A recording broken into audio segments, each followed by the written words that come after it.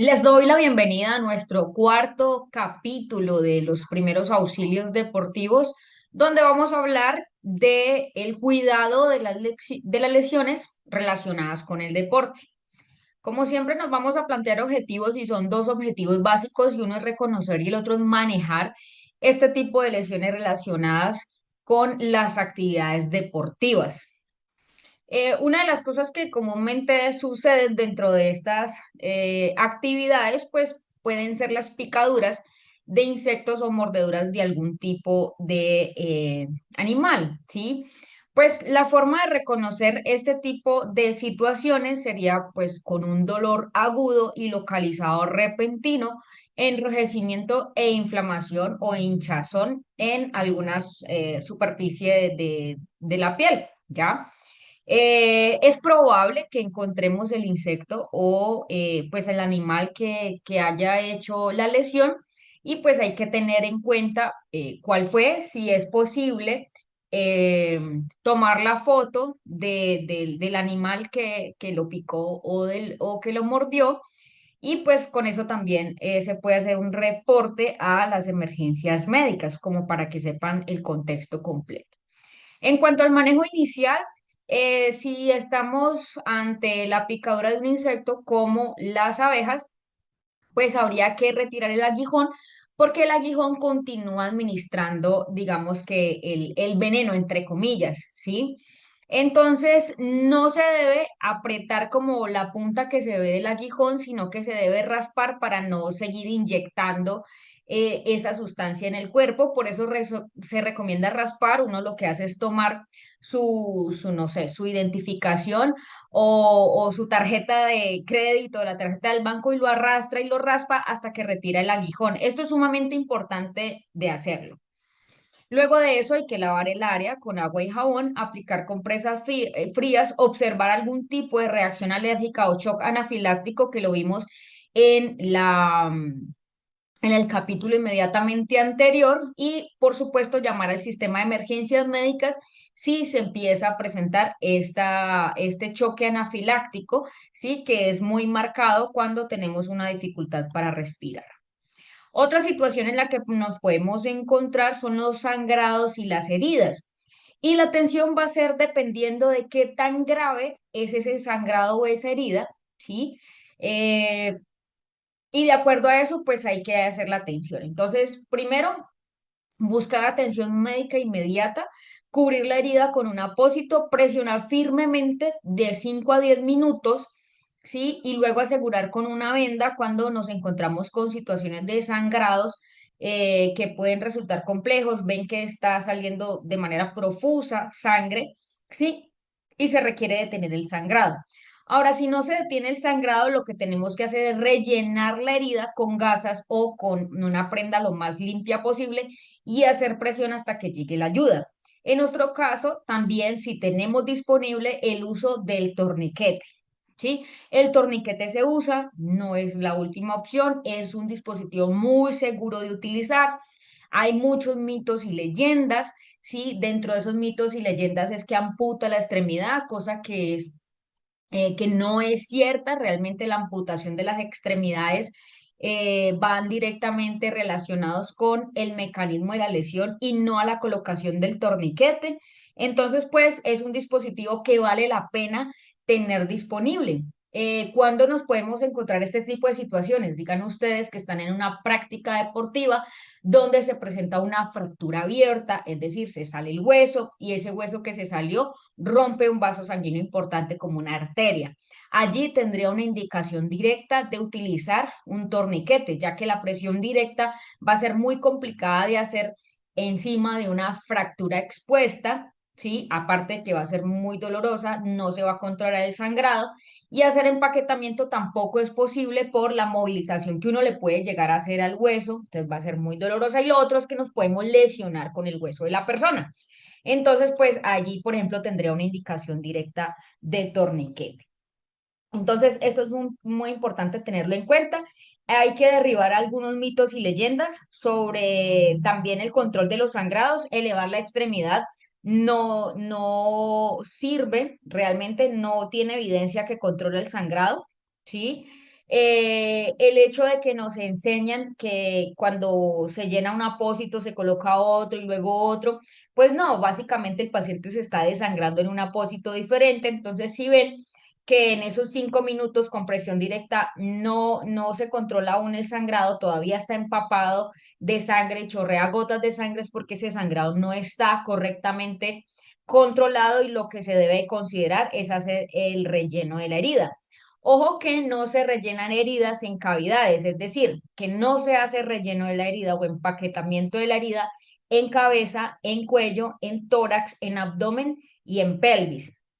¿Sí? Solo se pueden rellenar lo que son porciones musculares. Y si los vemos así a grosso modo, pues solo podría hacerse en extremidades. Si tiene un sangrado en estas partes de la piel, perdón, del cuerpo que les acabé de mencionar, pues solo sería una presión directa y sería una presión directa con mucho cuidado, por ejemplo, en la cabeza. ¿Por qué? Porque, pues, por ejemplo, en la cabeza podría haberse asociado una fractura del hueso y podemos desplazar un fragmento óseo del cráneo hacia el cerebro y dañar el tejido cerebral. Entonces, allí el sangrado, perdón, la presión no podría ser tan fuerte, ¿sí? Listo. Si vemos una herida abierta en el tórax, pues lo que tenemos que hacer es taparla, ¿sí? Con presión directa, no más. Lo mismo abdomen y pelvis. Bien. Ahora, en heridas menores, pues normalmente con la presión directa resuelve bastante bien. Si es necesario y si la hemorragia no se reactiva, se puede realizar un lavado de la herida con agua y jabón y que quede muy seca la herida. Sí, ese es el secreto de la curación de las heridas, ¿sí? Cubrirla, ¿sí? En algunas partes se recomienda y tienen en los botiquines pomada antibiótica. Si no, pues nada, llamar a emergencias médicas porque si ustedes ven que es una herida bastante profunda, pues ya requiere una atención médica. Y pues hay que estar pendiente de nuestro deportista si hay signos de infección sobre una herida. ¿Cuáles son los signos de infección? Pues rubor, es decir, se pone rojito, con secreciones verdoscas o verde, o amarillas, quizás algún tipo de olor fétido, dolor, inflamación, entonces pues es una herida que pues no está avanzando y requiere una atención médica. Eh, También hay heridas que se necesitan suturas, por ejemplo, cuando se observa músculo, grasa, huesos, ¿sí? Una herida abierta con bordes que no se unen, laceraciones de más de 2,5 centímetros, heridas que no dejan de sangrar, pero ahí prioriza el control de la hemorragia y heridas que afectan las articulaciones. También laceraciones faciales, mordeduras de humanos o animales, pues como tal no es una sutura, sino es un afrontamiento de las heridas. Igual pues cualquier mordedura sí se requiere una atención médica porque son altamente infecciosas, ¿sí? Heridas punzantes o profundas, laceraciones irregulares y heridas excepcionalmente sucias, pues son que quizás necesitan suturas y atención médica. En cuanto a las ampollas, que son bastante comunes, básicamente lo que se hace es limpiar el área, proteger la ampolla, que no se vaya a romper. Normalmente uno coloca unas almohadillas o coloca una gasita, sí, y alrededor coloca espadrapo, micropor, para que no se vaya a romper esa ampolla. Considerar retirar el atleta de la competencia o modificar el equipo. Y si la ampolla está rota, se recomienda también utilizar una ampolla, perdón, una pomada antibiótica y observar algún tipo de signo de infección. En cuanto a quemaduras, la atención de las quemaduras depende. Depende si hay una ruptura de la piel y qué tan extensa es esa ruptura de la piel o si definitivamente no hay ruptura de la piel. En este momento vamos a hablar de lo que son las quemaduras superficiales, es decir, sin una ruptura de la piel. Por ejemplo, que solo hay un enrojecimiento, qué sé yo, las quemaduras de sol, ¿ya? ¿Qué se puede hacer?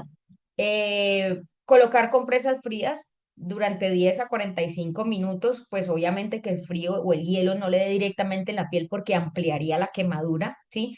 Normalmente uno primero coloca una toallita. aplicar una crema humectante para la piel, considerar apósitos que no se adhieran y considerar atención médica adicional para controlar el dolor. Cuando son quemaduras muy extensas, son muy dolorosas, entonces pues el atleta va a necesitar analgésicos y pues evidentemente habría que retirarlo de la competencia o de la práctica. En cuanto a los manejos con quemaduras profundas por fuego o acompañadas de otra lesión, es decir, donde hay una ruptura de la piel, donde hay ampollas y que sea en una gran extensión del cuerpo, es decir, todo un brazo, toda una pierna, el pecho, la espalda, completamente, pues hay que hacer una evaluación inicial, un choqueo físico completo, porque, por ejemplo, podríamos tener situaciones de quemaduras de vía aérea por inhalación de vapores calientes o algo así, o humos calientes, y eso es sumamente peligroso. ¿Por qué? Porque la inflamación va a cerrar la vía aérea de nuestro atleta y pues nos puede hacer un paro respiratorio. No mojar al paciente con grandes quemaduras porque los grandes problemas de los quemados, de los grandes quemados, es que pierden esa piel y por ende pierde la función de equilibrar los líquidos del cuerpo y equilibrar la temperatura. Entonces son pacientes críticos y que se complican, uno por infecciones y dos por pérdida de calor. Entonces, hay que proteger a estos atletas de frío y evitar la pérdida de la temperatura, retirar el equipo, la ropa y las joyas del área de la quemadura, aplicar apósito estéril que no se adhiera, no mojar al paciente, sumamente importante, y buscar atención médica inmediata. No todas las quemaduras se mojan.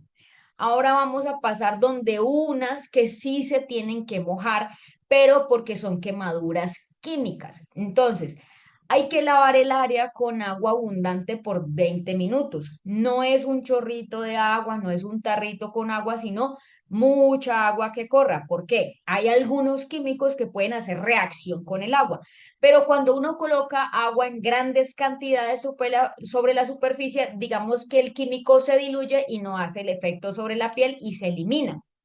Luego de eso, si es o sea, si es todo el cuerpo en el que está comprometido y lo tuvimos que mojar por ser químico, uno de los primeros pasos va a ser proteger la temperatura, es decir, secar al paciente o al menos que no le entre corrientes de frío, ponerlo en un lugar donde no haya las corrientes de frío, cubrirlo con algo que no se pegue. Normalmente las mantas térmicas aluminizadas, que son equipos que deberían de estar en el botiquín, nos ayudan a cubrir sin que se pegue esto a las quemaduras. Claramente hay que buscar una atención médica inmediata, retirar joyas y ropa del área porque la inflamación, por ejemplo, con los anillos, pues puede empeorar y puede generarle otra lesión que el paciente no tenía. Y no intentar neutralizar el químico, es decir, no intentar neutralizarlo echándole otro químico. Eso no se recomienda. En cuanto a las quemaduras eléctricas, ojo, verificar el área, verificar que el paciente no conduzca la corriente. Normalmente reciben descargas eléctricas y los pacientes quedan cargados. Hay dispositivos que se utilizan para descargar el paciente, pero normalmente no están disponibles. Entonces uno, digamos que con un palo de madera, primero toca al paciente, ¿sí? Y después uno ya lo atiende. ¿Por qué? Porque esa misma carga eléctrica que tiene el cuerpo nos la podía pasar a nosotros si tendríamos otra persona electrocutada. En la evaluación inicial, pues hacemos el examen de la cabeza a los pies. Es probable que necesitemos hacer reanimación cardiopulmonar, tratar las quemaduras como si fueran de calor o fuego. Normalmente se trabajan como pacientes grandes quemados. A veces las heridas de las quemaduras eléctricas son pequeñas, unas de entrada y otras de salida de la quemadura. Es importante buscarle por dónde entró y por dónde salió, cubrir esas quemaduras, no mojar el paciente y ojo que estos pacientes normalmente tienen problemas cardíacos por la descarga eléctrica que reciben, por eso normalmente terminan en RCP o terminan con una arritmia cardíaca. Por supuesto, hay que buscar una atención médica inmediata. En cuanto a las contusiones, pues el manejo va a ser retirar de la competencia, aplicar hielo, colocar una venda elástica y si no mejora, buscar atención médica inmediata. Dislocación es retirar el atleta de la competencia, aplicar hielo en el aire, en el área, inmovilizar en la posición en la que se encuentre el paciente, ¿sí? O la extremidad, y desalentar intentos de reducir, o es decir, colocar el hueso en su lugar. ¿Por qué? A veces son luxofracturas. Entonces, cuando intentamos reacomodar la extremidad, la articulación, pues podemos terminar de fracturar el paciente. Por eso no se recomienda hacer eso a ciegas. Normalmente primero se toma una imagen diagnóstica, una radiografía y después se decide la reducción manual o quirúrgica. Ahogamiento, pues rescatar a la víctima, ¿sí? Verificar la capacidad de respuesta de la respiración, tener en cuenta una posible lesión de columna, realizar RCP si es necesario, no intentar otros métodos para sacar el agua de los pulmones y llamar a emergencia. Entonces, aquí prioriza. Saque la víctima, ojalá no la coloque sobre un charco, sino que también, digamos que sobre alguna superficie que no pierda más calor, porque también vamos a tener problemas de temperatura y es probable que necesitemos hacer RCP. Si todavía tiene pulso, pues tendríamos que hacer ventilaciones en los pacientes. Bien, fracturas, muy común. ¿Cómo se reconocen? Deformidad, alguna herida abierta, sensibilidad, dolor, inflamación, sonidos de chasquido, sensación de roce o incapacidad para soportar el peso del área lesionada. El manejo, una evaluación física identificando esto, ¿sí? Si está inconsciente o se sospecha de una fractura de columna o cráneo, buscar atención médica inmediata. Y en víctimas conscientes, pues normalmente lo que hacemos es inmovilizar el área lesionada con una férula. A veces nos toca, existen férulas rígidas y existen férulas blandas. Las férulas blandas se pueden dar forma, ¿sí? De acuerdo al paciente y las rígidas, pues no, solo se colocan, ¿ya?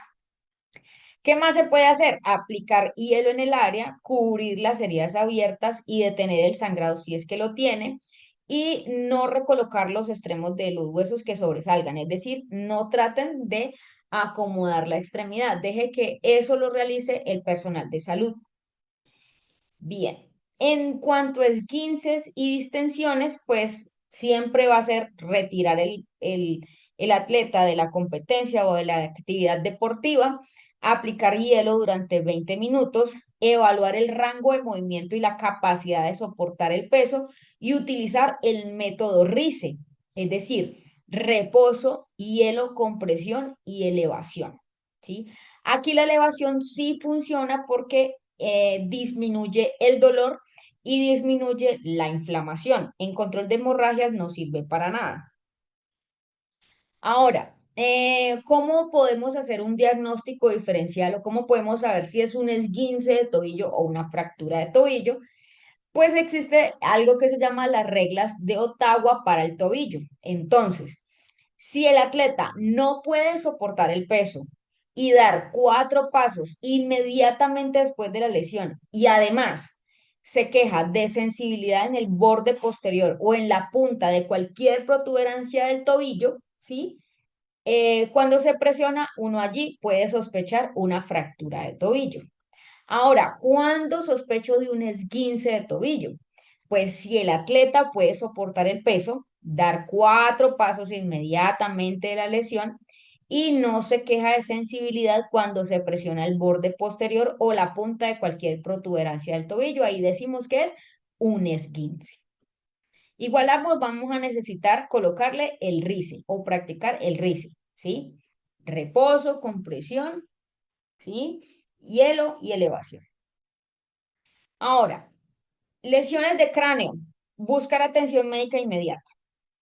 En inconsciencia vamos a abrir la vía aérea. Normalmente con lesión de cráneo hacemos algo que se llama tracción mandibular o subluxación mandibular.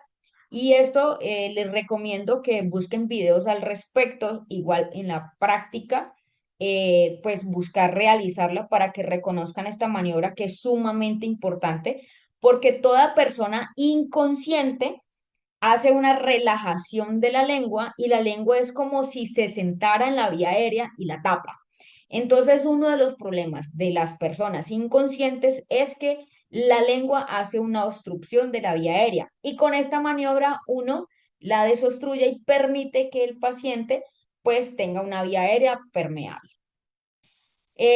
Dolor de cabeza persistente, pues también es un signo de lesión de cabeza, ¿sí? Obviamente el mecanismo de lesión ya se dio, o sea, ya sabemos que el deportista o el atleta se golpeó la cabeza. Vómitos o náuseas, convulsiones o ataques o incapacidad para despertar. Dilatación de las pupilas, es decir, que observamos la bolita negra que hay dentro de los ojos y si eso está muy grande, dilatadas, pues eso significa que hay una lesión de cabeza. El habla arrastrada, debilidad o entumecimiento, pérdida de coordinación, confusión e inquietud, pues también son lesiones de cabeza, hay que buscar atención médica inmediata. ¿Cómo se manejan? No mueva al atleta a no ser de que sea estrictamente necesario, ¿sí? Mantener la estabilización de la columna vertebral. Normalmente no colocamos dispositivos, sino que lo hacemos de manera manual y el personal de salud nos apoya luego de la valoración primaria a colocar los dispositivos, a no ser de que estén entrenados para colocar estos dispositivos y tengan que mover al paciente, es decir, que no puedan esperar el personal de salud allí donde están. Manejar otras lesiones que puedan estar relacionadas, realizar RCP si el paciente no responde y no tiene pulso. Por supuesto, la activación del sistema de emergencias médicas. ¿Cómo se evalúa el nivel de conciencia? O sea, después de una lesión de cabeza tenemos que hacerle preguntas a nuestro deportista. Preguntar cuál es el nombre, cuál es el marcador del juego y en qué periodo del juego vamos o en qué periodo de la actividad vamos, ¿sí? Esto evalúa la memoria y podríamos evaluar el síndrome del segundo impacto. Hay que revisar si el paciente está alerta, ¿sí? Y de ese alerta si está orientado en tiempo, lugar, persona y si relaciona los hechos. Esto es lo que uno hace con el nivel de conciencia. ¿Cuáles son las posibles lesiones en la cabeza? Por ejemplo, las fracturas de cráneo, ¿sí? Que puede resultar en herida en el cuero cabelludo. Puede haber lesiones en los ojos, en la boca o lesiones en la nariz. Bien, en cuanto a las lesiones de columna vertebral, ¿cómo se reconoce? Dolor en el cuello o en la espalda, sensación de pesadez, debilidad, ardor, hormigueo o pérdida sensorial de las extremidades o de alguna parte del cuerpo, pérdida de control de los intestinos o la vejiga, es decir, que el paciente se defeca o micciona o se orina, ¿sí? Parálisis en los brazos o en las piernas, también algo que se llama priapismo en los hombres, es decir, que tienen una erección dolorosa. Bueno, ellos pueden ser que no les duela, pero una erección, eso después de un golpe en la cabeza o en la columna, pues eso me indica que es una lesión grave. Y en las mujeres, incontinencia urinaria. ¿Cómo se maneja? No mover a la víctima, estabilizar la columna de manera manual, no retirar el casco a no ser de que ustedes conozcan la técnica de retirar el casco o necesite darle manejo urgente en la vía aérea, es decir, que esa vía aérea esté obstruida, por ejemplo, no sé, que esté la boca llena de sangre, ¿sí? Normalmente, si está inconsciente, pues sí habría que hacerle manejo de la vía aérea porque la lengua la va a obstruir, entonces tendríamos que retirar el casco. Lo que vamos a hacer a continuación es que en este módulo les voy a colocar unos videos sobre el retiro del casco y el manejo de la vía aérea en lesiones traumáticas. Y pueden buscar, pues obviamente, literatura y videos adicionales. Hay que monitorear la respiración y llamar al sistema de emergencias médicas. Otras lesiones comunes son las lesiones en el pecho. Claro que está, retirar al atleta de la competencia, aplicar hielo en el área, buscar atención médica inmediata si el deportista o el atleta experimenta inconsciencia o dificultad para respirar. Requiere autorización médica antes de seguir en el juego si el dolor persiste o la inflamación persiste. O sea, se golpeó, le sigue doliendo, pero necesita una autorización para volver a entrar. Sí, todas las lesiones en la cabeza, en columna o el pecho necesitan una autorización para volver a entrar, pero una autorización por personal médico. Ahí sí no sería el entrenador o la persona a cargo, sino el personal médico. Bien, lesiones en extremidades superiores se pueden dar dislocación de hombro, fracturas de clavícula, contusiones en el hombro o tendinitis en el área del hombro. También se puede dar fractura en la parte superior del brazo, fracturas y dislocaciones en el codo, codo de tenista, codo del lanzador o del golfista de ligas menores, fractura de radio, de cúbito o de muñeca. También fractura de los dedos, dislocación de dedos, esguinces, abulsión de una uña, astillas o sangrado bajo la uña, ¿sí? ¿Qué se pueden dar? ¿Qué se hace en extremidades? El RICE, ¿sí? En extremidades inferiores, ¿qué podemos encontrar? Dislocaciones, fracturas de cadera, lesiones en el músculo, contusión muscular, fracturas o dislocación de rodillas, dislocación de rótula, esguince de rótula, fracturas en la parte inferior de la pierna, contusiones de tibia o peroné, calambres musculares, periotitis tibial, lesiones de tobillo o lesiones en los dedos del pie. Manejo inicial básico para todas las lesiones osteomusculares, todas las lesiones de extremidades. Primero, retiro de la actividad. Segundo, protocolo RICE, reposo, es decir, reduciendo el movimiento del área afectada. El hielo que se aplica de 15 a 20 minutos cada 2 horas en las primeras 48 horas. Segundo, tercero, compresión, usar una venda elástica para disminuir la hinchazón sin apretar demasiado. Y por último, elevación, es decir, mantener la extremidad elevada para disminuir el edema. Ese es el segundo paso en todas las lesiones osteomusculares, ¿ya?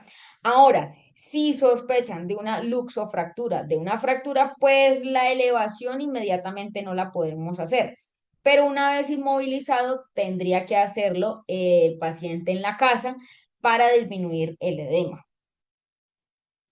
¿Cómo se hace una evaluación y un seguimiento de estas lesiones osteomusculares? Primero, evaluación de movilidad y dolor, que se verifica el movimiento y se observa los signos de dolor o deformidad de la extremidad lesionada. No manipular la lesión, es decir, evitar realinear los huesos o las articulaciones, eso lo debe hacer el personal salud, ¿sí? Inmovilizar si hay sospecha de fractura o dislocación, entonces inmovilizamos como encontramos la extremidad.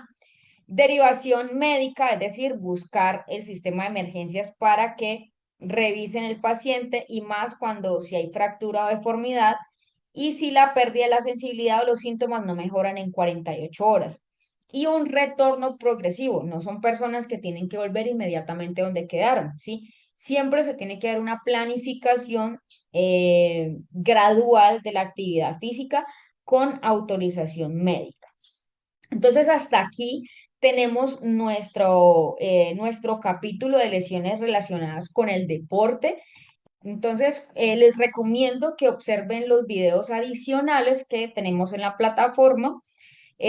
Busquen videos también ustedes adicionales que les pueda interesar y que les amplíe el panorama sobre esta lección. No olvidemos que este pues es un curso de primeros auxilios, pero si desean profundizar, pues están algunos manuales adicionales y videos adicionales que pueden observar y claro está, solicitar la parte práctica presencial para que todo quede aún más claro.